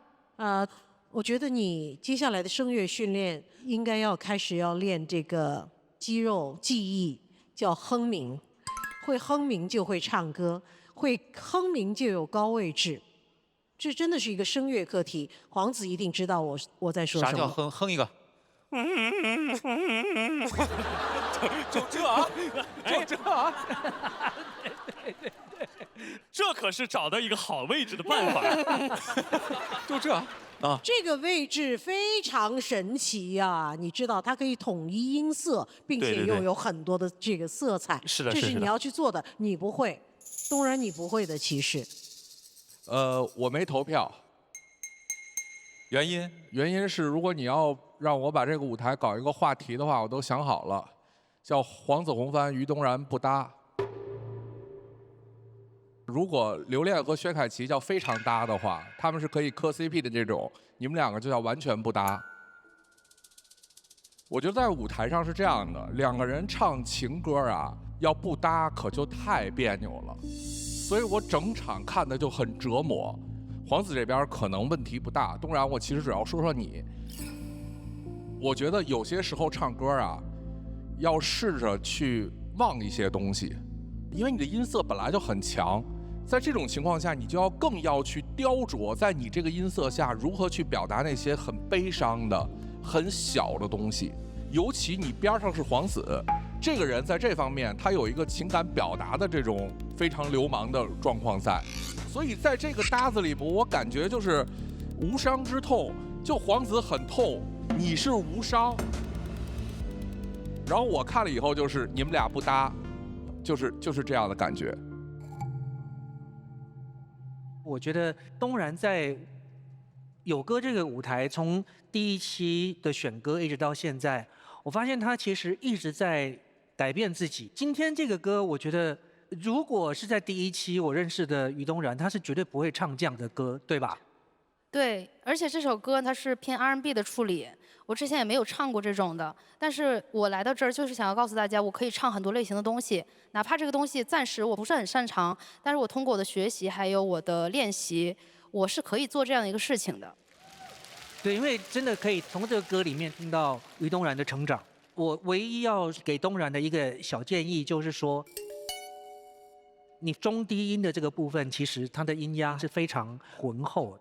但是呢，你开始到了中高音以后，如果你不是用力的把声音唱出来的话，其实你声音会变得很薄。对。那所以我觉得这个部分，如果你要再继续唱这种非常层次非常多的情歌的时候，这个部分你可能要训练，就是除了在大声的唱副歌之外，怎么收着声音唱，然后但是呢，又让大家听得到你的声音。谢谢这个。谢谢这个，谢谢这个。这首歌获得的共鸣值是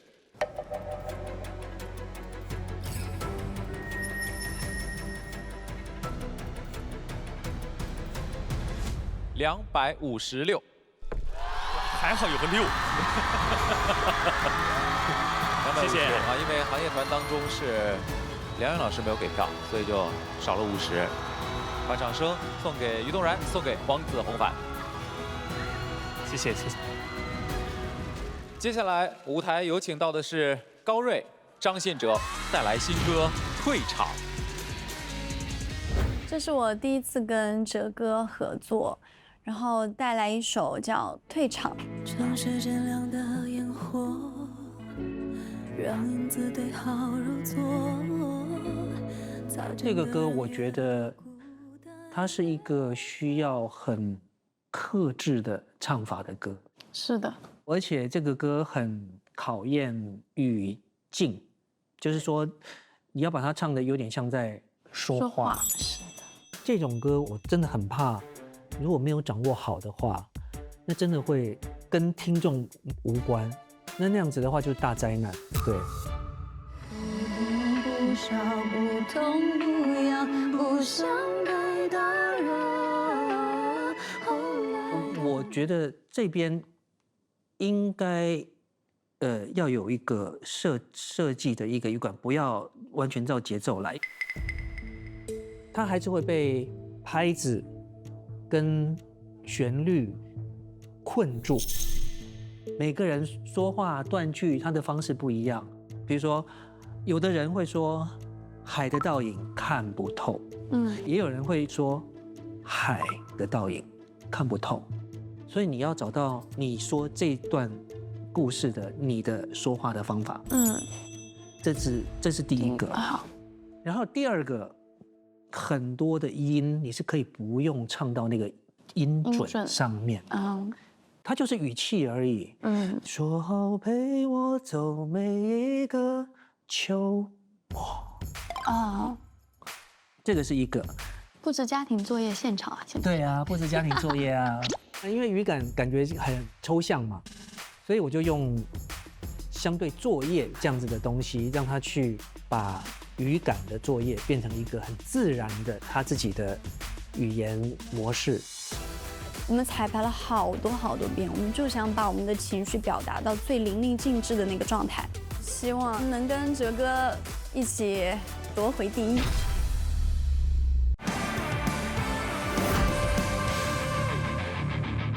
哇，我发现两位即使录制到很晚，感觉你们的皮肤依然很抗打，有没有什么秘诀可以分享一下？就长时间带妆拍摄，然后赶行程，皮肤经常会累到断电。敷这个雅娜薇图的天赐追光膜，15分钟就感觉皮肤整个活过来了，被拉回这种紧致饱满的感觉。哇，听你那么说，我好想尝试一下呀！哇，它的这个膜布也很软糯，肤感也很好。感觉整个都非常的贴合脸型。我有时候我会睡前敷一片，第二天呢一样透亮有光，就感觉很锁得住精华，吸收也很快，像是给皮肤做了一次高端的 SPA 的感觉。对，像我换季皮肤容易敏感，很多护肤品都用不了的，但它高效又温和，轻巧方便，随时敷，简直是我的定心丸。正好快过年了，我感觉雅娜薇图这份追光好礼都很合适。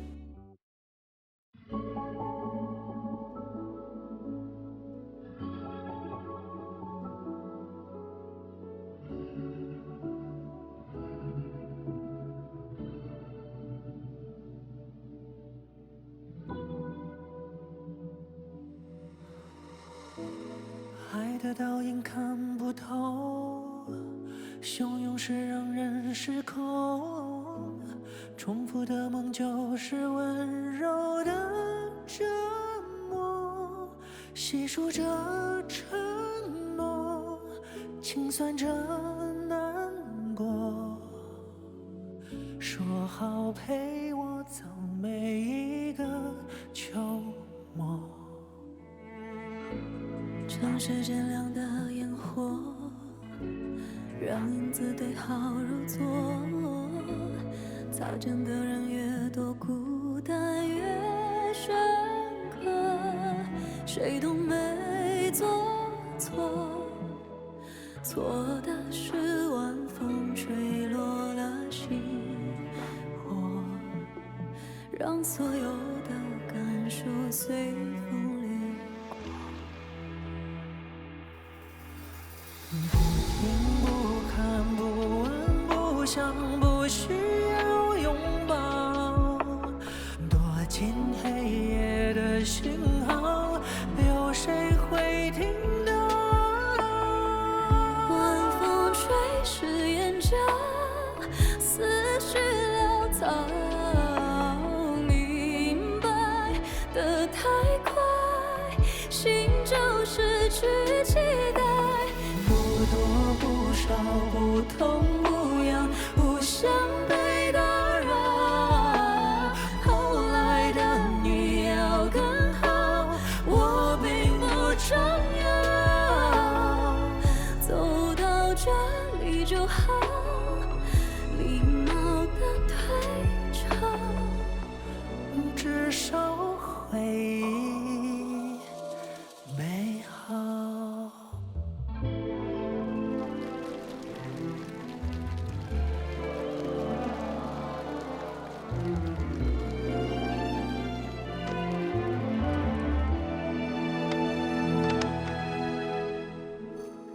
随波逐流的情歌，难免会叫人失落。有多少人会记得它的内容？把心都解锁，会不会有另一种结果？有想过为数不多的把握？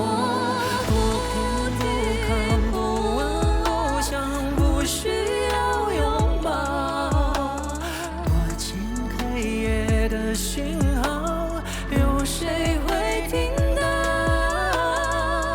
晚风吹湿眼角，思绪潦草。明白的太快，心就失去期待。爱多不少，不痛不痒，不想被打扰。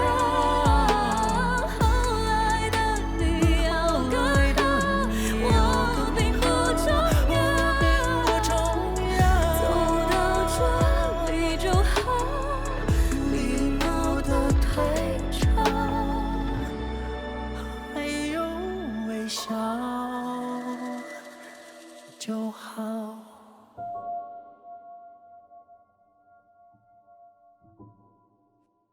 和着我心跳。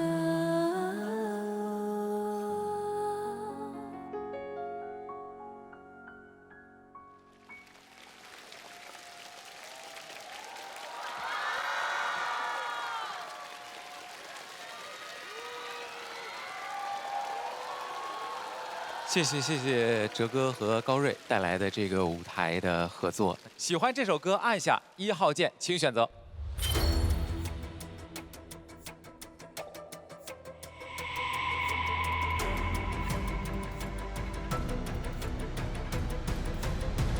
选择结束啊！我先问问高睿吧，高睿，我听到最后的那会儿，我感觉你的嗓子是不是有一点点情绪上的哽咽？哦，他很情绪的，是不是？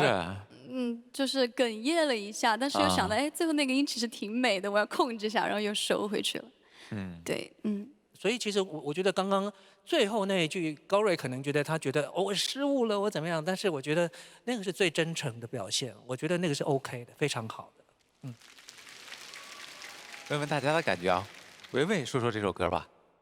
以前别人会说，这个人一开口就对。我说怎么样才是一开口就对呢？其实哲哥就是这样的，他一开口，一切都是让你幸福的，去仰望的。我也特别感慨，我们有歌2的舞台让我认识到了高睿，这么年轻的一个女孩唱得这么好，这个表演，我觉得在我看来，可以让我学习很久。谢谢老师，谢谢。高睿，我想问，这首歌的曲是你写的吗？不是的，词曲都是我一个非常非常会写歌的一个朋友写的，他自身的经历。但我也觉得你的审美很好，它有一些旋律会有一些很让人意想不到的走向，在你觉得很顺耳、很顺耳、很顺耳、很顺耳的时候，突然有一个字，它的走向是你猜不到的，绝了，绝了。谢谢。我喜欢他们两个 vocal 的张力，然后，我觉得高睿就是有一些 groove 的东西，也是让人很心动。该用力的时候，他的声带反而是实的，就是很穿透那个麦克风的，但他的声音是没有很大声的。那如果是用演戏的方式去说的话，就是这句台词我肯定是落泪的，但可能我送你走的时候，我也是有个微笑，所以希望日后可以听到更多你的 vocal， 你唱的歌曲，很棒的一个舞台，谢谢你，谢谢。接下来我们听一听我们的行业团各位老师的建议。我想说的是，阿哲老师，就算是在这个舞台上已经是位非常成熟的歌手了，就是每一次的曲风都还是有区别，然后也在不停的挑战自己，真的让我们学到很多，对，特别厉害，特别厉害。然后还有一句话就是跟高睿说的，就是长线条的叙事性的情歌，我认为它就是你的统治区，而不是比较琐碎的 R&B。还要说一个事情，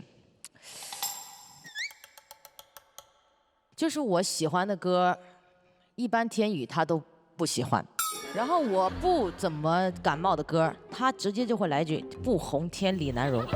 我就要问一下，这歌他能不能红？我说句不好听的，这个火不了。你大点声。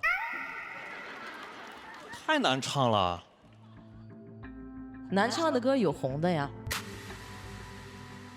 就是它没有那种特别洗脑的那种东西，没有钩子存在。然后从头到尾啊，我没有看到就是让我很印象深刻的东西。我想再补充一句，就是歌儿也可以不火。对，这是妥协了吗？不是，我同意这个，因为其实我觉得有很多歌不一定是真的要大火的。譬如说像我自己歌单里头有很多歌，其实可能大家都没听过。我也是。我觉得现在城市丛林吧，大家在一个忙碌的城市里面，你很难找到一个完全属于自己自处的空间。但我觉得有一些歌，就是你戴上耳机，你开始听的时候，你的周围就暗下来了，你就是属于你自己的。我觉得这首歌就是这样的歌，它不需要大火，但是我觉得它可以安慰很多人。对。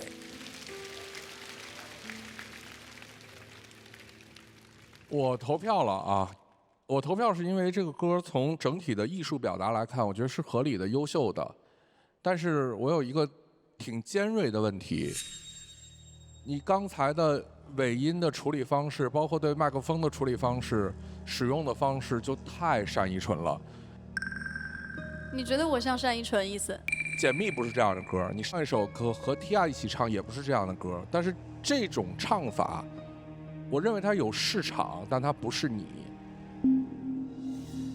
首先我想回应一下啊，这个东西是完全喜好的问题，而且我不认为我像单依纯。还有一个就是，你觉得我唱的这个风格，小山唱的多吗？我说的不是风格问题，我说的不，你现在讨论就是风格的问题。你说我解密是另一个风格。恨月亮高悬是一个风格，到这个风格你才说我像单依纯。那我想问，也想问一句，小山唱这个风格的时候，你会说他像我吗？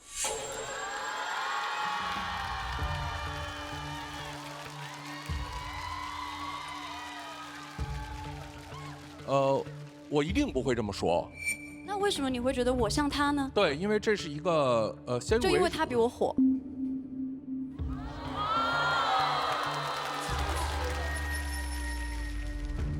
你可以这么说。你这不就是有点欺负人了吗？对，你可以这么说，这是一个先入为主的概念。先入为主是什么叫先入为主？就他比你火呀。比我火就是先入为主吗？那我说我先比他唱歌2年，我先比他出生几年呢？那没有办法。那什么叫没有办法？就是我说你像单依纯这件事情，是所有人都能听懂的。我就是我自己，请你不要再重复这一点了。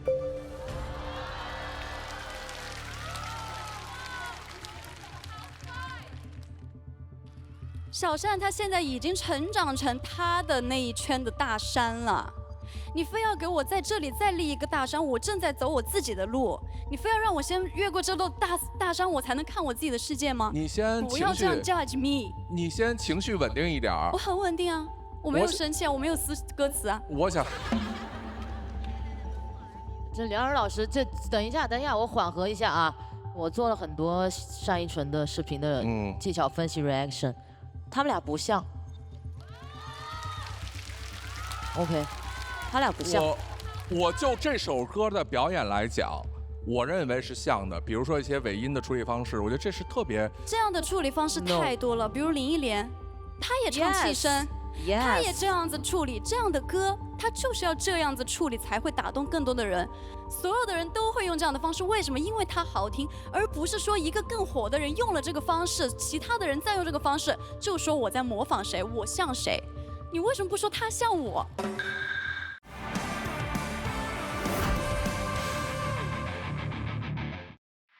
舞台上的我融合传统与流行。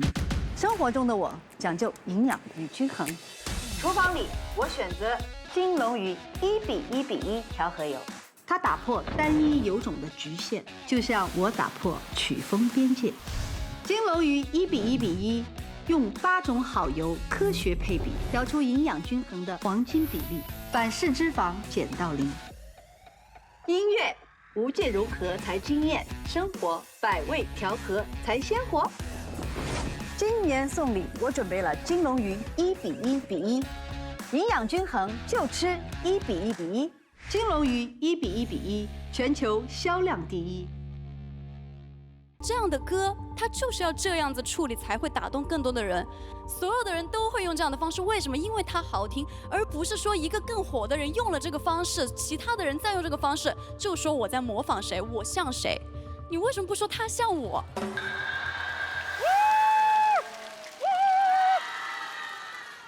哦，我被这个问题困扰了5年。我不想做任何的正面，因为我跟小山关系不是你们想要挑起的那种。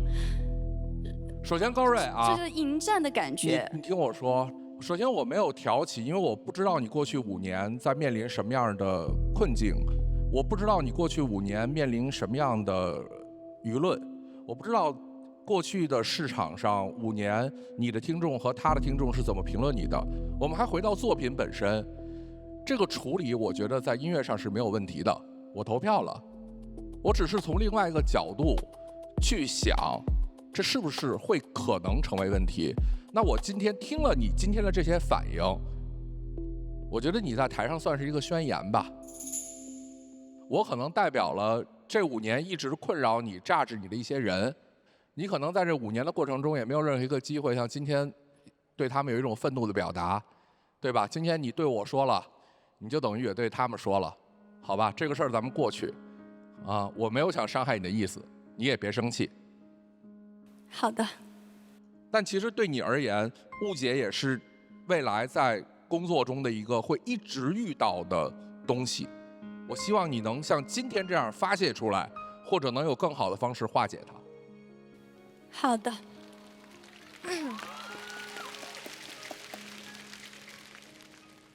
这个部分其实我也想做一些补充，就是说，其实我们在乐坛里面，其实因为声音的同质性肯定是有的。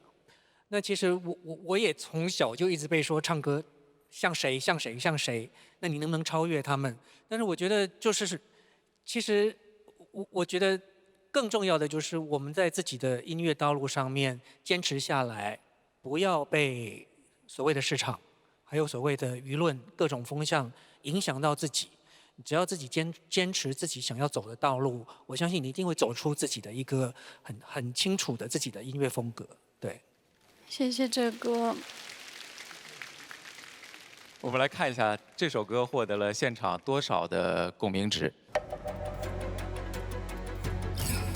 这首歌最终获得的共鸣值是261共鸣值。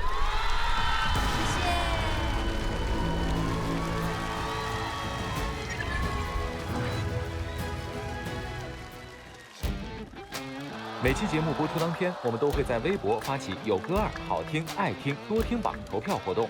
现在扫描屏幕下方2维码，或上微博搜索“有歌”，进入活动页面，助力你最喜爱的舞台，获得微博独家展示位。